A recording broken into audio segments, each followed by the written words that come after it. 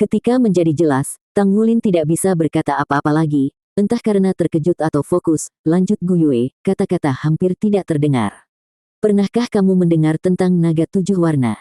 Tang Wulin menggelengkan kepalanya. Naga adalah jenis makhluk jiwa terkuat di benua itu dan ada spesies dan cabang yang tak terhitung jumlahnya. Bahkan mereka dengan darah drakonik sejati yang mengalir di pembuluh darah mereka pun banyak. Gu Yue tersenyum, manis-manis. Lagi pula aku tidak berharap kamu tahu. Nah, beritahu aku apa itu nanti. Aku tidak bisa merasakan sedikit pun aura drakonik padamu. Jiwa bela diri Anda sama sekali tidak terlihat seperti naga, kata Tang Wulin. Tentu saja, naga 7 warna tidak memiliki sisik dan tampaknya memiliki sedikit karakteristik dengan sebagian besar naga lainnya. Sisi naga tidak akan terwujud sampai kultivasi saya mencapai tingkat yang lebih tinggi, dan saya masih jauh darinya. Naga 7 warna milikku adalah salah satu naga terkuat loh. Ini jauh lebih kuat daripada salah satu naga elemen tunggal itu. Itu adalah seorang elementalis, jadi aku menyebut jiwa bela diriku, elementalis, juga untuk menyembunyikan sifat aslinya. Lihat, Gu Yue mengulurkan tangannya dan massa hitam muncul di telapak tangannya. Itu benar-benar buram, bentuknya selalu berubah, mengompresi dan mengembang seperti gumpalan asap. Tang Wulin menarik napas dalam-dalam saat dia melihatnya. Apakah itu kegelapan? Gu Yue mengangguk. Ini, saya bisa mengendalikan kegelapan, jadi saya bisa menggunakan 7 elemen. Bukan 6. Petik 2. Jadi seperti itu, gumam Tang Wulin, kesadarannya mulai menyingsing. Tapi kenapa kamu menyembunyikan fakta bahwa kamu bisa menggunakannya? Bukannya aku benar-benar ingin menyembunyikannya. Saya hanya tidak ingin orang salah paham dengan saya sebagai guru jiwa yang jahat. Akan sangat menjengkelkan jika mereka melakukannya. Ibuku menyuruhku untuk tidak mengungkapkannya. Bagaimanapun juga, terang dan gelap bertentangan, jadi saya tidak bisa menggunakan keduanya pada saat yang bersamaan. Petik 2. Bagaimana ini berhubungan dengan keterampilan fusi jiwa kita? Tang Wulin bertanya. Senyum tipis muncul di bibir Gu Yue. Naga 7 warna mengontrol elemen dan naga emas mengontrol tubuh. Legenda mengatakan bahwa Dewa Naga dibagi menjadi 2, menjadi naga emas dan naga 7 warna. Anda lihat bagaimana mereka berhubungan sekarang. Karena itulah skill fusi jiwa kita seperti itu. Itu juga normal jika kamu tidak bisa merasakan aura naga dariku. Tak satu pun dari karakteristik drakonik jiwa bela diri saya akan muncul sampai saya memiliki 7 cincin jiwa. Tapi aku masih bisa merasakan garis keturunan naga emas di dalam dirimu.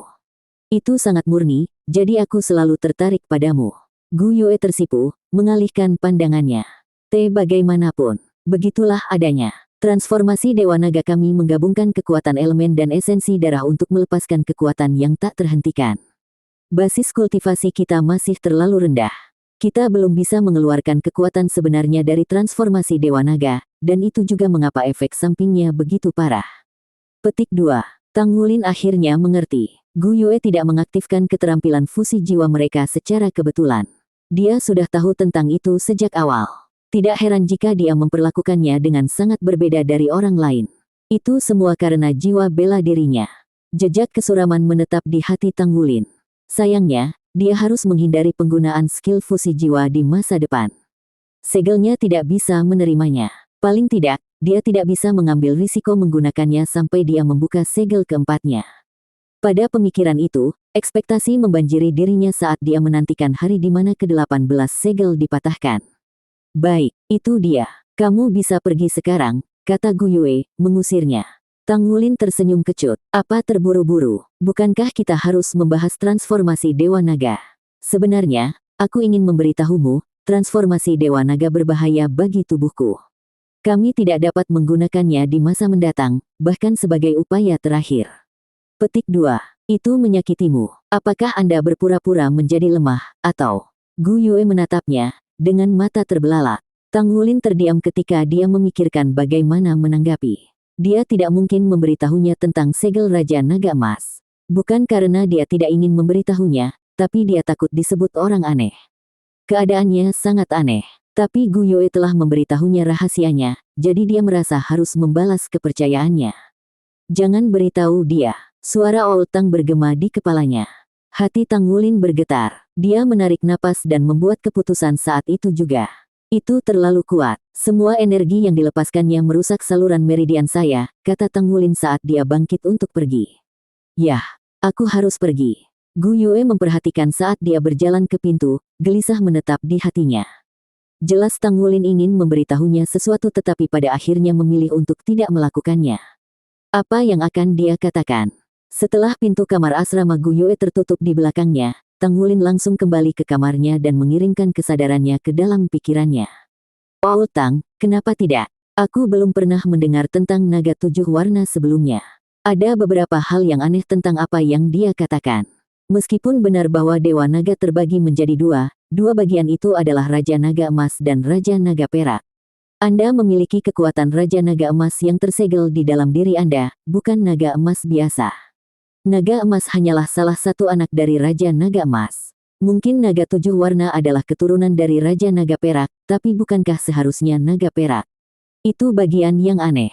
Saya perlu memikirkan ini dengan hati-hati. Jika naga 7 warna benar-benar berasal dari Raja Naga Perak, maka ceritanya bisa dipercaya. Meski begitu, Anda tidak boleh memberitahu siapapun tentang 18 segel Raja Naga Emas di dalam diri Anda. Petik 2.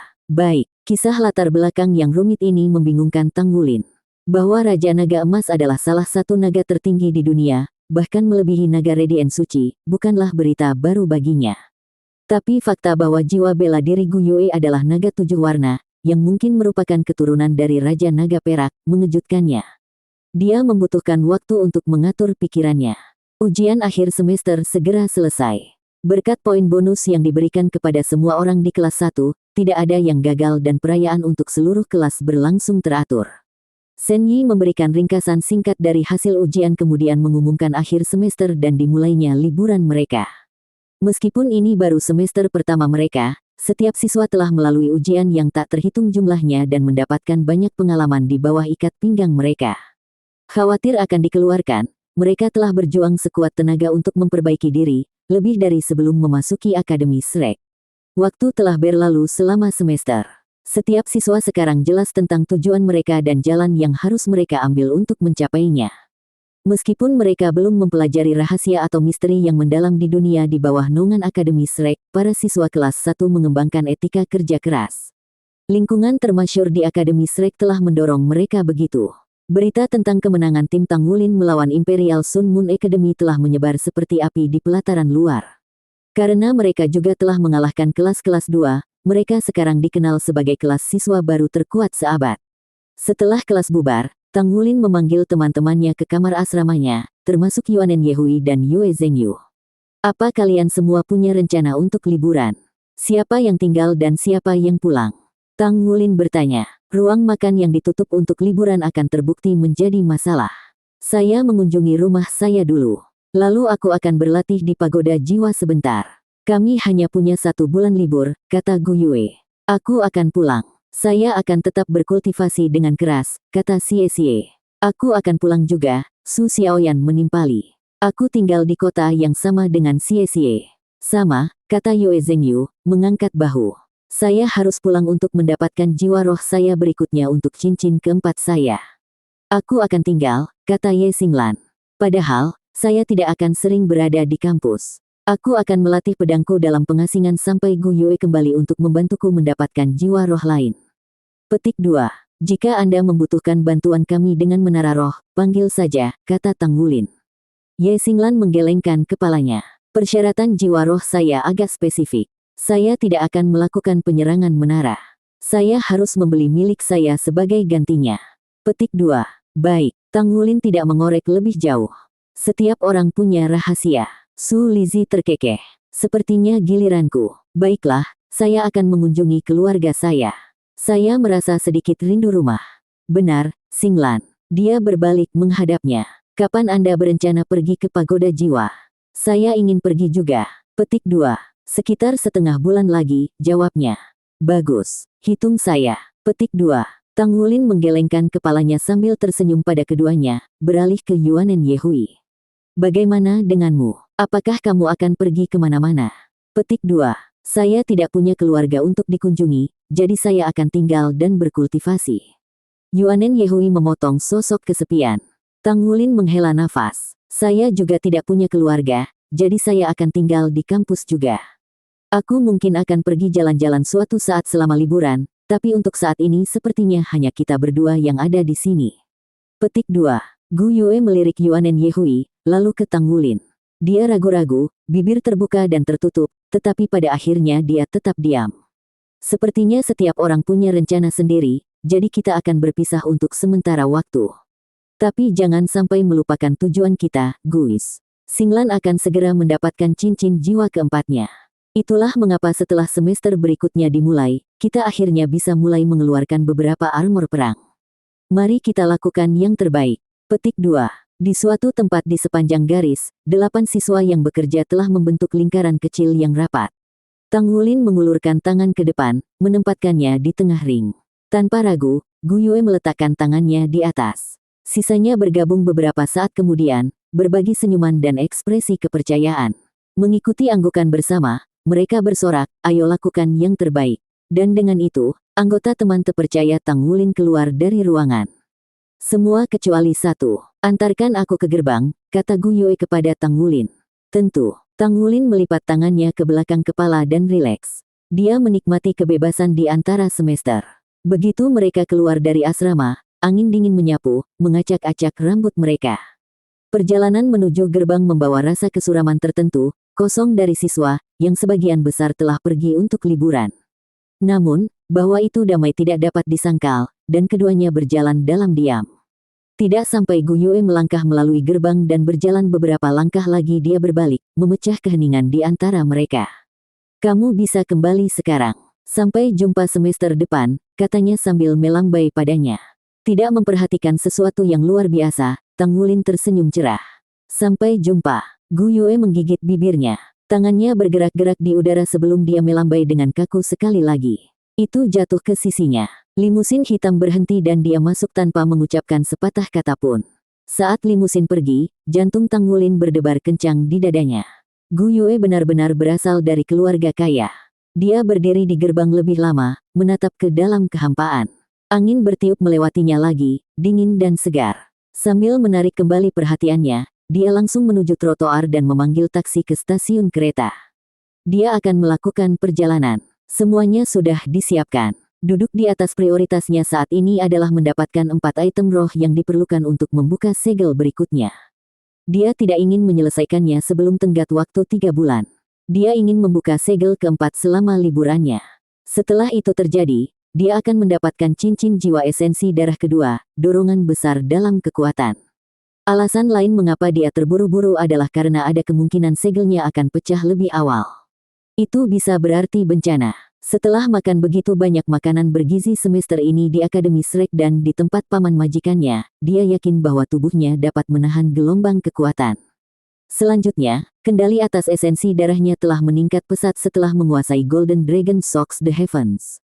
Faktanya, pemutusan segel ketiganya itu mudah. Dia tidak terlalu khawatir tentang yang keempat. Begitu Tang Wulin mencapai stasiun kereta, dia membeli tiket kereta pertama ke Heaven Dow City. Untuk keberuntungannya, Zhen Hua setuju untuk menyiapkan item roh yang tersisa dengan harga murah. Itu menyelamatkannya dari kerumitan mencari di seluruh benua. Menghentikan dia dari membalikkan batu dan batu. Tang Wulin sebenarnya cukup kaya sekarang. Dia punya banyak paduan yang siap dilelang. Tetapi sulit untuk menemukan apa yang dia butuhkan di kota Shrek, dan harga jual untuk paduannya tidak memuaskan. Dua alasan ini membuat perjalanan ke Heaven Dow City menjadi lebih menarik. Setelah dia mendapatkan 2 item roh terakhir, dia akan kembali ke markas Tang Sekte di kota Shrek untuk mendapatkan 2 item roh lainnya yang dibutuhkan untuk menghancurkan segel keempat. Kemudian dia akan mengunjungi Zuoxi untuk bimbingan kultivasi. Jadwal yang padat memang. Kereta dengan mulus berhenti di stasiun dan Tang Wulin naik. Dia menemukan kursinya dan duduk. Melihat sekelilingnya, dia tercengang dengan barisan yang ramai dan bahkan kursi yang lebih ramai. Jejak kecemasan mencengkeram hatinya. Jika dia memejamkan mata, dia masih bisa membayangkan dengan jelas mayat-mayat yang tumpah di atas kereta. Warna merah yang menodai tanah. Tidak peduli fakta dia selamat dan menetralisir para teroris, itu tidak menghapus apa yang telah terjadi hari itu. Sebuah tragedi. Matanya terbuka lebar. Tang Wulin mau tidak mau bertanya-tanya bagaimana nasib konduktor wanita yang baik hati itu. Molan. Namanya tetap bersamanya, terukir di hatinya, bersama dengan sikap berani di mana dia telah mempersembahkan dirinya sebagai pengorbanan. Hadirin sekalian, silakan duduk. Tolong jangan menghalangi lorong. Anda dapat menyimpan barang-barang Anda di kompartemen di atas tempat duduk Anda jika diinginkan. Oh Tuan, harap perhatikan langkah Anda. Petik 2.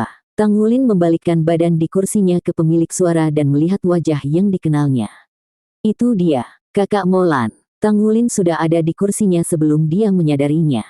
Dia melambai. Melihatnya dalam kesehatan yang baik memberinya kegembiraan. Mendengar namanya, Molan berbalik dan hampir melompat karena terkejut. Apa? Itu kamu. Dalam beberapa langkah cepat, dia tepat di hadapannya. Dan kemudian, tangannya memeluk Tang Wulin dalam pelukan yang dalam. Berbalut kehangatan, Tang Wulin bisa berpura-pura berbaring dalam pelukan nostalgia, ibunya, dan yang terpenting, rumah.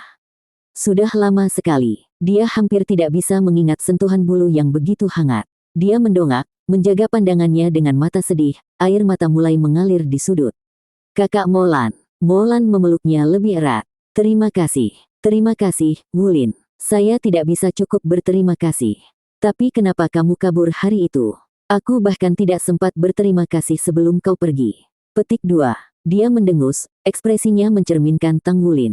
Penumpang di sekitarnya semua terdiam, terpana melihat kondektur kereta yang tabah dan profesional itu tiba-tiba menangis. Ikutlah denganku, kata Molan, mengusap matanya yang memerah dengan bagian belakang lengan baju. Dia menuntunnya pergi dengan tangan, jari-jari terjalin. Tang Wulin tidak melawan. Saat mereka sendirian di kamar kondektur, bendungan itu jatuh sekali lagi. Molan cegukan saat dia terisak, cukup lembut sehingga hanya desahan dan nafas yang bisa terdengar. Sejak hari yang menentukan itu, pandangan hidupnya telah berubah. Dia akan berdiri teguh bahkan pada ancaman hidupnya. Ketika Molan selesai pulih, ayahnya mencoba membujuknya untuk berhenti dari pekerjaannya sebagai kondektur. Tapi dia bertekad untuk melanjutkan. Alasannya sederhana. Jika dia bersembunyi dari bahaya karena dia adalah putri seorang pejabat kota, maka ayahnya akan kehilangan kepercayaan publik dan otoritasnya akan anjlok. Pada akhirnya, dia tidak bisa mencegahnya. Yang bisa dia lakukan hanyalah memperkuat keamanan di kereta dan stasiun. Molan dipuji sebagai pahlawan karena seberapa baik dia menangani serangan teroris. Namun, jauh di lubuk hatinya, dia tahu itu tidak benar. Pahlawan sebenarnya adalah Tang Wulin. Namun informasi mengenai dia telah disembunyikan, dihapus dari muka bumi. Dari bibir ayahnya sendiri, tekanan untuk tetap diam tentang Tang Wulin telah dikeluarkan oleh para petinggi. Apa yang tidak diketahui Molan, bagaimanapun, adalah bahwa Akademi Shrek memiliki andil besar dalam kerahasiaan seputar semua hal tentang Tang Wulin. Dan bahwa mereka melakukannya demi keselamatannya. Yang terbaik adalah jika orang muda seperti itu disingkirkan dari sorotan, jauh dari tatapan berbahaya dari master jiwa jahat. Kakak Molan, jangan menangis. Lihat, saya baik-baik saja. Tang Wulin memasang senyum paling cerah. Bagaimana kabarmu? Apakah kamu sudah pulih sepenuhnya? Dia mengambil beberapa tisu terdekat dan menawarkannya padanya. Molan menerima tisu dan mengoleskan di sudut matanya. Aku baik-baik saja, terima kasih. Astaga, Anda seharusnya mendengarkan saya ketika saya menyuruh Anda pergi hari itu. Tetapi tetap saja, terima kasih. Kau menyelamatkan hidupku. Kak, kau melebih-lebihkan. Setiap guru jiwa akan melakukan hal yang sama. Ngomong-ngomong, apakah master jiwa jahat itu sudah ditangkap? Saya mendengar dari guru saya bahwa dia bisa melarikan diri. Petik 2. Molan menggelengkan kepalanya. Bajingan keji seperti dia licik. Tidak ada jalan untuk diikuti. Tetapi federasi masih mengirimkan satuan tugas untuk memburu dan menindak penjahat lainnya. Cepat atau lambat mereka akan menangkapnya. Matanya berbinar. Oh benar, untung kita bertemu satu sama lain hari ini. Ini, ambil ini, katanya sambil mengambil sebuah kartu dari sakunya. Dia menyerahkannya padanya. Ini adalah tiket kereta yang berlaku di seluruh federasi. Kartu pas yang saya janjikan terakhir kali adalah izin sipil biasa, tetapi karena Anda adalah pahlawan yang menyelamatkan begitu banyak orang, saya mendapat izin untuk memberikan izin kepada Anda dengan hak istimewa tertinggi.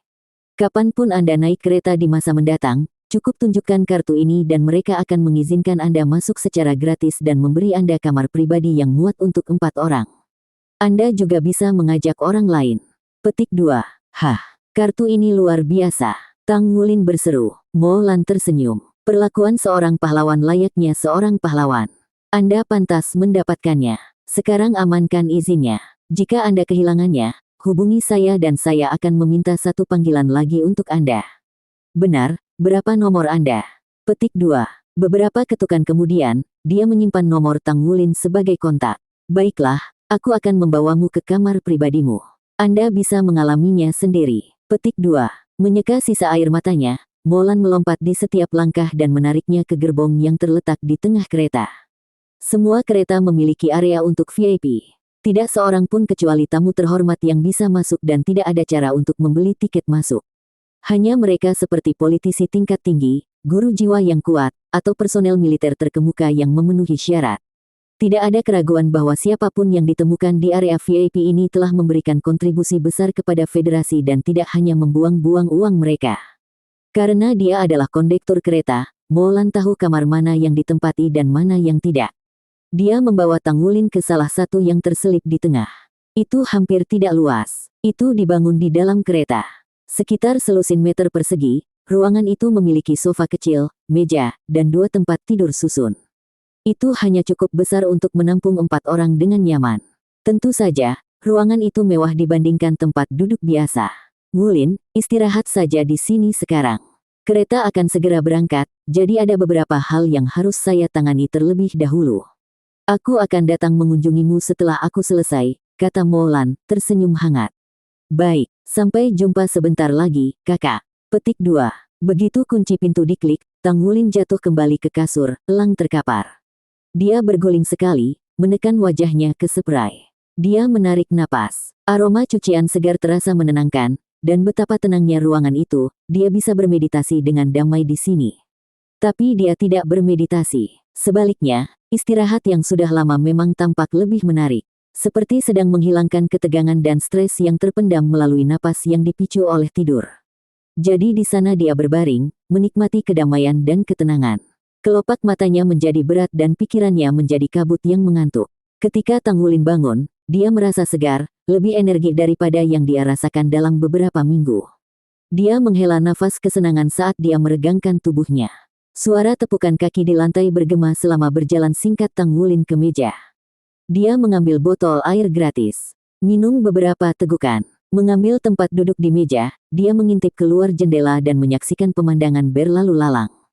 Hilang sudah pikiran tentang tanggung jawab dan tugas. Hanya dia dan pemandangan yang subur sekarang.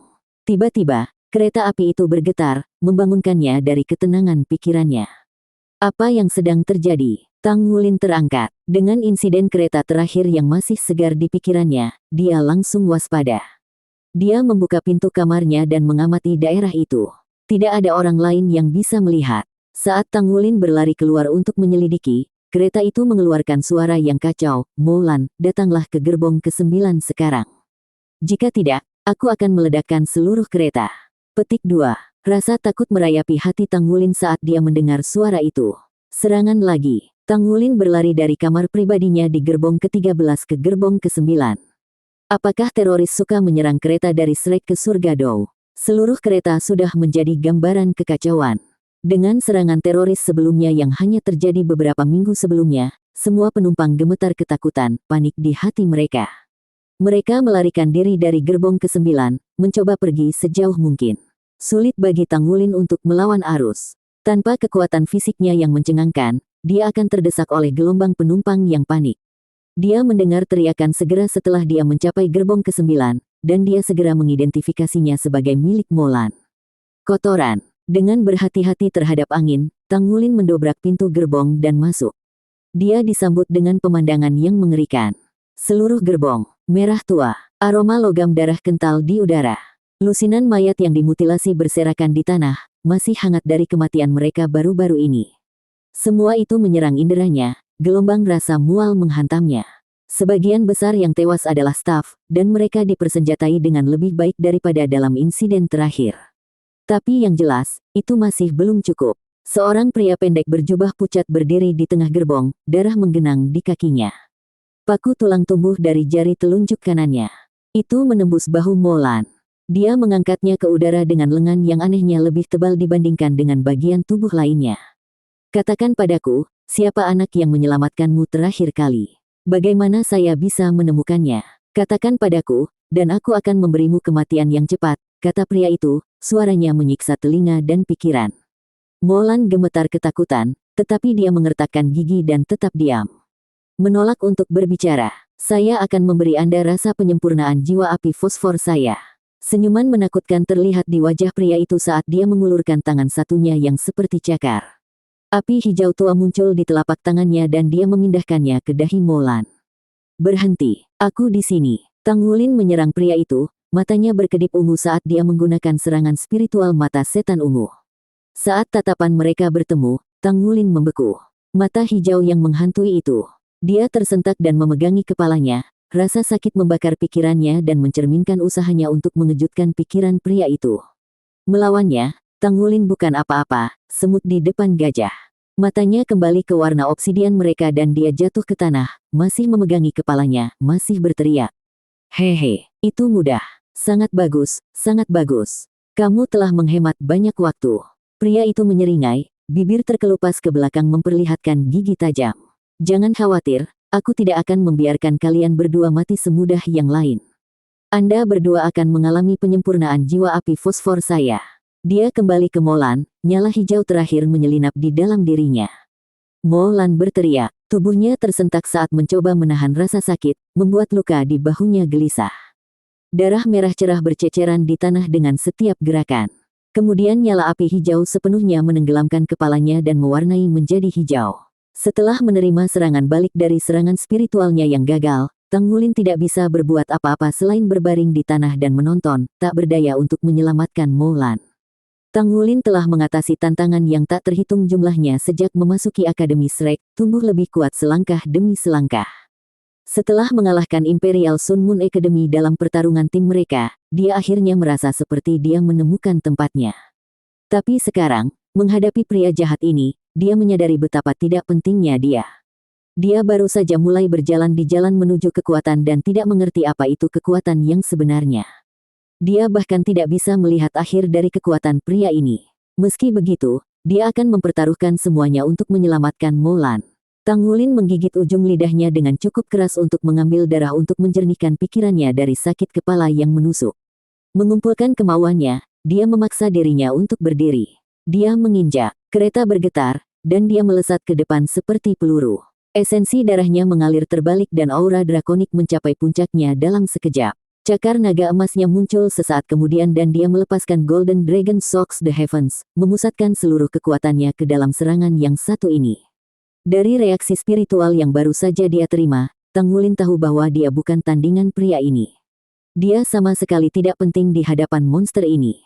Yang bisa diharapkan Tang Wulin hanyalah serangan mendadak akan efektif. Tapi dia masih harus menghindari secara tidak sengaja melukai Molan dalam serangannya. Pria itu mengalihkan pandangannya ke Tang Wulin, humor gelap di matanya. Dia mengayunkan Molan ke arah Tang Wulin membawanya di antara dia dan Tang Wulin. Tang Wulin belum pernah menghadapi seseorang yang jahat seperti pria ini sebelumnya, tetapi dengan semua pengalaman bertarungnya, dia siap untuk ini. Di tengah lari, Tang Wulin memiringkan dirinya ke samping dengan Ghost Shadow Perplexing Step, meraih kursi dengan tangan kirinya dan menggunakannya sebagai titik jangkar untuk melemparkan dirinya ke dinding. Kemudian dia menendang tembok, mengubah lintasannya untuk mengelilingi Molan dan menyerang pria itu dari samping.